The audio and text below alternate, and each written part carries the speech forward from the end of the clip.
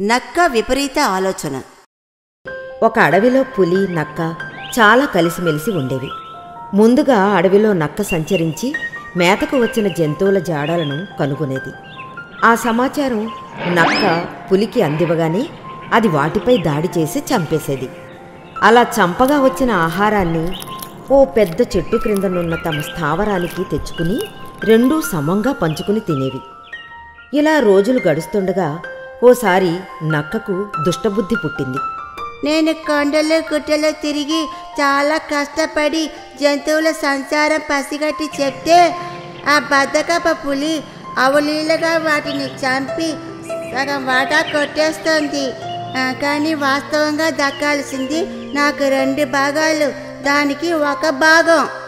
ఈ విషయం పులితోనే మాట్లాడదామా అంటే అది నా మాట పూర్తవకముందే కోపంతో నన్ను చంపినా చంపగలదు. ఈ సమస్య సామరస్యంగా పరిష్కారం కావాలంటే ఎలా అని తీవ్రంగా నక్క ఆలోచించసాగింది.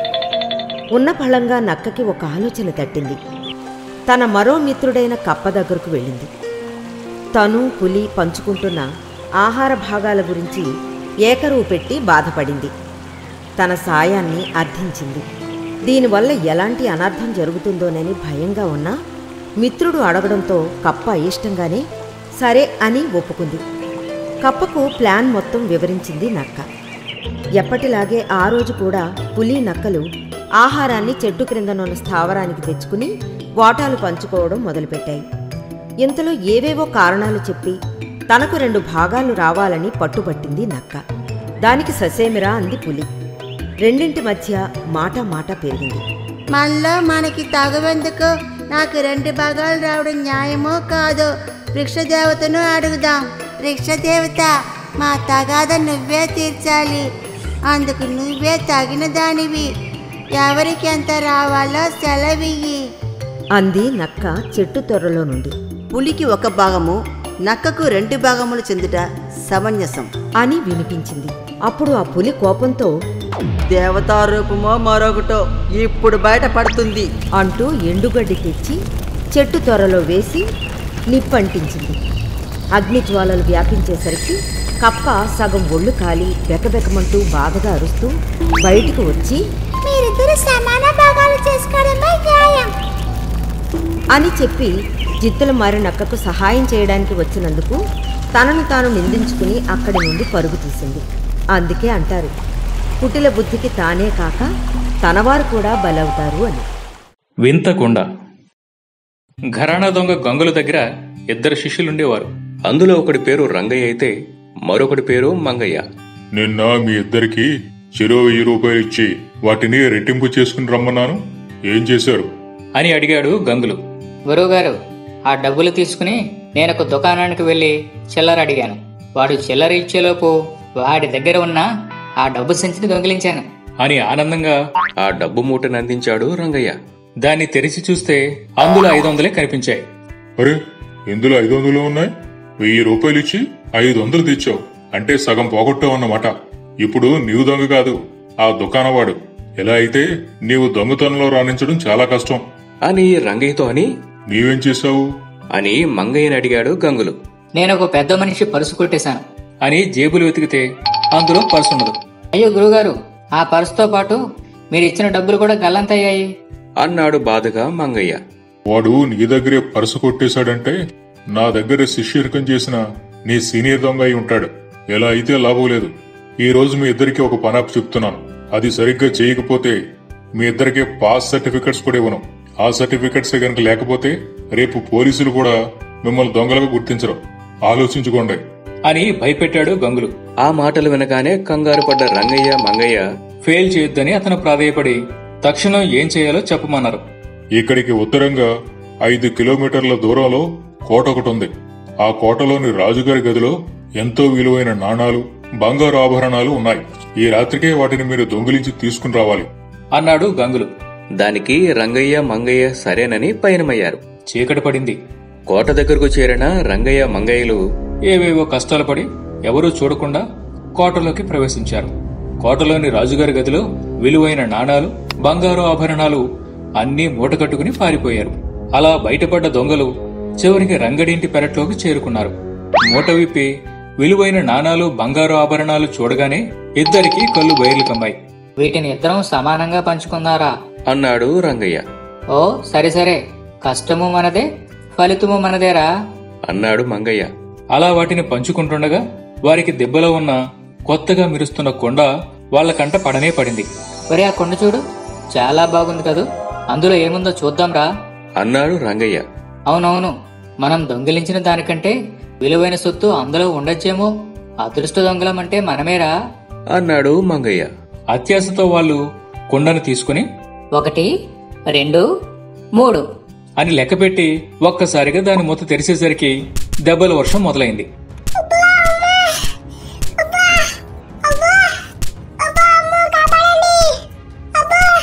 దొంగలు అరుస్తూ అటు ఇటు పరుగులు తీశారు.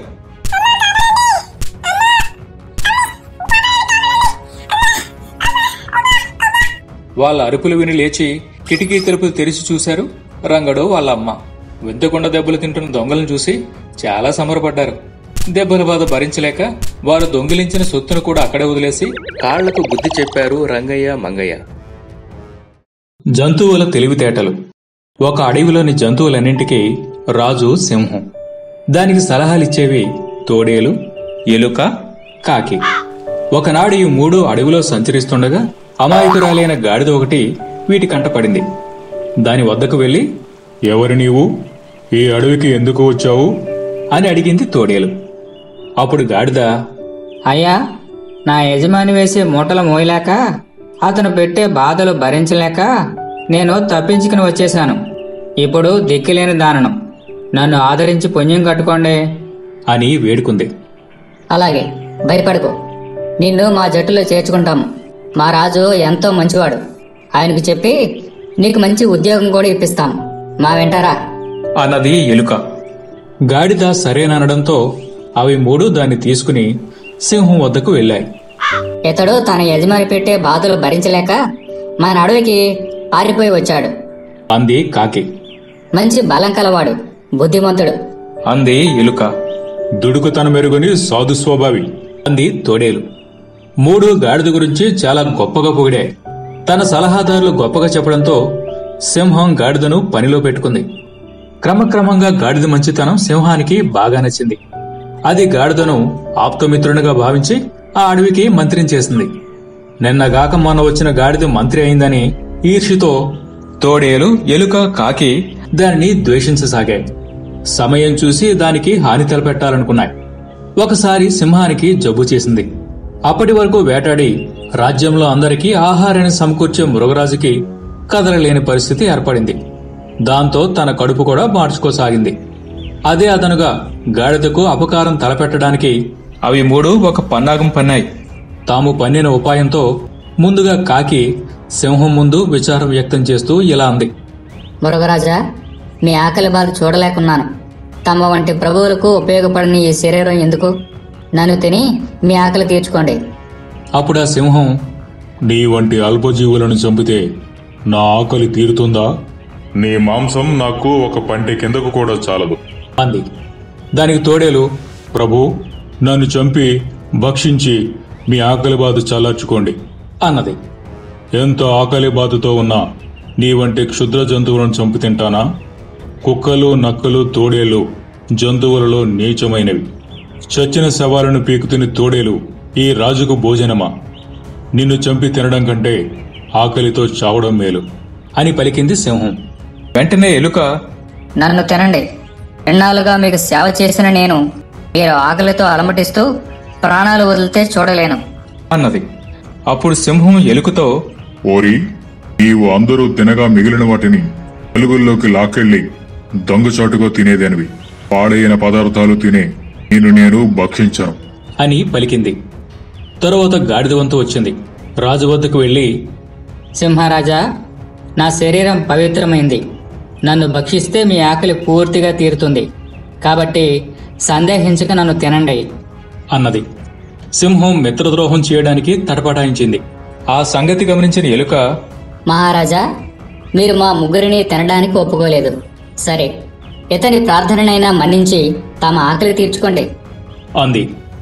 మీ వంటి ప్రయోజకులు బతికి ఉంటే 10 మందికి లాభం కలుగుతుంది. మా వంటి అప్రయోజకులు బతికినా ఒకటే, చచ్చినా ఒకటే అని చెప్పింది తోడేలు. కాకి కూడా ఆ మాటలనే సమర్థించింది. ఆకలితో ఉన్న సింహం ఆ మాటలకు లొంగింది.